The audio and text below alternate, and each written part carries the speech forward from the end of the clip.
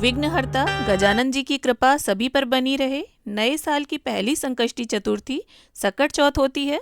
इसे तिलकुटा चौथ, माघी चौथ, सकट चौथ आदि कई नामों से अलग अलग जगहों में जाना जाता है।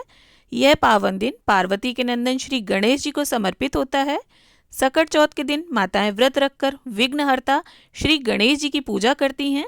इस व्रत को माताएं अपने अपनी संतान की सुख समृद्धि, अच्छे स्वास्थ्य, उज्जवल भविष्य और लंबी उम्र की कामना से करती हैं। वहीं पर जिन माताओं के संतान नहीं हैं वो संतान प्राप्ति के लिए भी इस व्रत को रखती हैं। तो माघ मास के कृष्ण पक्ष की चतुर्थी को ये व्रत रखा जाता है। आज की इस वीडियो में मैं आप सभी को सकट चौथ की बहुत ही सरल पूजा विधि दिखाने वाली हूँ। तो देखिए, सकट चौथ के दिन सुबह स्नान आदि से निवृत्त होकर व्रत का संकल्प ले लें। और ये पूजन आप जब भी करें, सुबह या शाम, क्योंकि देखिए कई जगह सुबह पूजन किया जाता है, कथा की जाती है, और कई जगह शाम को प्रदोष काल में कथा और पूजन किया जाता है। तो इस प्रकार से यहाँ पर मैंने चौकी लगा ली है, उस पर लाल रंग का वस्त्र बिछा लिया है।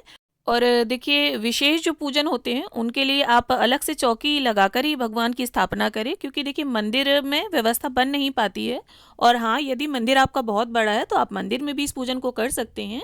और फूलों का आसन देते हुए, यहाँ गणपति जी की मूर्ति है मेरे पास, तो मैं इस प्रकार से उन्हें विराजित कर लूँगी। आप फूलों की जगह पर तिल का प्रयोग भी कर सकते हैं या अक्षत का भी प्रयोग कर सकते हैं आप। और इसके बाद अब एक पात्र में थोड़े से फूलों का आसन देते हुए ही हम दीपक की स्थापना करके दीपक को प्रज्वलित कर लेंगे और इसके बाद अपनी पूजा प्रारंभ करेंगे। देखिए, पूजा के प्रारंभ करने से पहले आप दीपक जरूर प्रज्वलित कर लें, क्योंकि दीपक जो होता है वो हमारी पूजा का साक्षी होता है। इसके बाद गंगा जल और फूल की सहायता से स्नान की भावना से हम गणपति जी को छींटा दे देंगे। और स्नान के बाद जिस तरह से वस्त्र पहने जाते हैं, ठीक उसी प्रकार से गणपति जी को यहाँ पर पटका अर्पित कर दूंगी मैं। आप इसकी जगह पर कलावा भी अर्पित कर सकते हैं। और इसके बाद देखिए, जनेऊ अर्पित कर देंगे हम गणपति जी को। गणपति जी को जनेऊ अर्पित करना बहुत ज़रूरी होता है। अगर जनेऊ आपके पास ना हो तो आप कलावे को भी लपेट कर अर्पित कर सकते हैं 7 बार। इसके बाद गणपति जी को चंदन, रोली, अक्षत समर्पित करते हुए पूजन कर लेंगे और दीपक का भी पूजन साथ साथ करते चलेंगे। और गणपति जी के जो वाहन है मूषक राज, उनका भी हम पूजन करते चलेंगे। और देखिए, गणपति जी को रोली, कुमकुम, सिंदूर तीनों ही वस्तुएं चढ़ाई जाती हैं, तो आप तीनों में से किसी भी वस्तु से उनका टीका कर सकते हैं। और देखिए, यहाँ पर अगर आप चाहें तो कलश की स्थापना कर सकते हैं, लेकिन कलश स्थापना कंपलसरी नहीं है, इसलिए मैंने नहीं की है। और इसके बाद देखिए, सकट चौथ की व्रत कथा की पुस्तिका को भी हम यहीं चौकी पर रख लेंगे। अब देखिए, गणपति जी को लाल फूल अति प्रिय होता है, खासकर गुड़हल का फूल, तो वो मिल जाए तो वो अर्पित कर दें। यहाँ पर मैं लाल गुलाब अर्पित कर रही हूँ गणपति जी को। और इसके बाद देखिए, गणपति जी को दूब घास अति प्रिय है, तो दूब घास के 21 तारों का यहाँ पुंज बनाकर मैं अर्पित कर रही हूँ। आप 11, 21, 51 जितने तार का भी पुंज बनाकर अर्पित करना चाहें, लेकिन दूब घास उन्हें जरूर अर्पित करें। इसके साथ ही गणपति जी को हम यहाँ पर सुगंध अर्पित कर देंगे। और जैसे कि इस व्रत का नाम ही है तिलकुट चौथ, तो तिल और गुड़ को कूट कर इसका विशेष भोग तैयार किया जाता है। और तिलों को पहले भूना जाता है, यानी चटकाए जाते हैं तिल। और तिल चटकना आज की तिथि पर बहुत ही शुभ माना जाता है। तो कहीं कहीं पर तिलकुट का बकरा बनाया जाता है, तिलकुट का पहाड़ बनाया जाता है, या तिलकुट के लड्डुओं का भोग लगाया जाता है। तो जैसा भी हो आपके यहाँ, इस प्रकार से देखिए, फिर जो भी पकवान आपने बनाए हो उनका भोग अर्पित करें, ऋतुफल जो भी हो उनका भोग अर्पित करें, और इसके बाद पानी का भी भोग ज़रूर अर्पित कर दें। और इसके साथ ही देखिए, सासू माँ के लिए बायना भी निकाला जाता है। और बायने में आप साड़ी, सुहाग की कम से कम 5 सामग्री, जिसमें सिंदूर, बिंदी, चूड़ी, मेहंदी, महावर, और इसके साथ ही दक्षिणा और तिलकुट के लड्डू आप इनके साथ जरूर रख दें। और पूजा के बाद मिनसकर अपनी सासू माँ के पैर छूकर इस सामान को उन्हें दे दें। अब देखिए, इसके साथ ही हमें एक जल का लोटा लेना है और चंद्रदेव को अर्घ देने के लिए या तो चांदी की धातु हो, और अगर चांदी की धातु का लोटा नहीं है तो आप स्टील का लोटा ले सकते हैं। और इसके बाद उसके कंठ पर हम मोली बांध लेंगे और इस शुद्ध जल में अगर आपके पास सफ़ेद रंग का फूल हो तो वो डाल दें, कच्चा दूध डालें। इसके बाद थोड़े से अक्षत और सफ़ेद चंदन, ये सारी सामग्री आप डाल दें। देखिए, चंद्रदेव के पूजन में सफ़ेद चीज़ों का विशेष महत्व होता है, तो इसीलिए आप सफ़ेद चीज़ों का प्रयोग ज़्यादा से ज़्यादा करें।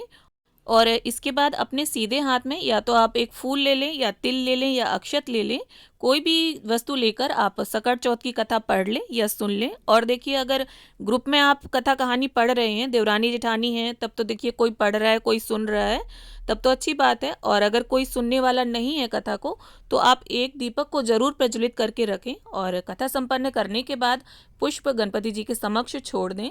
और इसके बाद ये जो तिलकुट हमने भोग में रखा हुआ है, इससे थोड़ा सा भाग निकालकर हम यहीं चौकी पर रख लेंगे। जब चंद्रदेव को शाम को अर्घ देंगे तो इसी तिलकुट का हम उन्हें भोग लगाएंगे। और देखिए यहाँ पर मैंने चंद्रदेव की पूजा के लिए ये लोटा तैयार किया है अर्घ देने के लिए।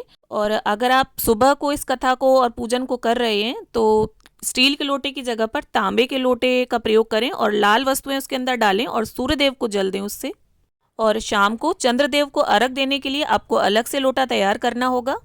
इसके बाद आरती के लिए आपको अलग से दीपक तैयार करने की जरूरत नहीं है। जो दीपक हमने पहले प्रज्वलित किया था उसी से गणपति जी की प्रेम पूर्वक आरती उतार लेंगे। अब देखिए गणपति जी की आरती तो हम सभी को आती है, और देखिए कम से कम आरती के समय अपने परिवार के सभी सदस्यों को शामिल करें और अपने बच्चों को भी इसमें जरूर शामिल करें।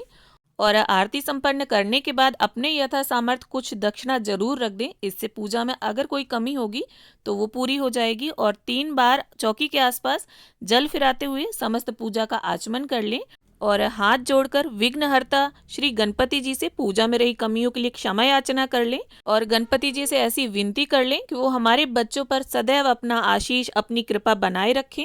और देखिए कहीं कहीं पर सकट चौथ के व्रत में तिलकुट का बकरा बनाकर उसका पूजन किया जाता है, तो वो वीडियो मेरे चैनल पर ऑलरेडी अपलोडेड है। आप आई बटन पर या डिस्क्रिप्शन पर लिंक में जाकर देख सकते हैं। और देखिए सकट चौथ के व्रत में चंद्रमा को अर्घ देना महत्वपूर्ण होता है। गणेश जी के पूजन के बाद रात में विधि पूर्वक चंद्रमा को अर्घ दिया जाता है और चंद्र पूजन के बिना सकट चौथ का व्रत अधूरा रहता है। चंद्रमा को अर्घ देने के बाद ही व्रत का पारायण किया जाता है। इस व्रत में चंद्रमा के उदय के लिए व्रती को प्रतीक्षा करनी पड़ती है, क्योंकि कृष्ण पक्ष का जो चंद्रोदय है वो देर से होता है। तो उम्मीद करती हूँ वीडियो आप सभी को पसंद आए। वीडियो अगर अच्छी लगे तो इसे लाइक शेयर करें, और अगर आपने हमारे चैनल को सब्सक्राइब कर रखा है तो बहुत धन्यवाद, और अगर नहीं किया है तो अभी कर लीजिए। इसी तरह के अन्य वीडियोज़ देखने के लिए, वीडियो को अंत तक देखने के लिए आपका बहुत बहुत धन्यवाद।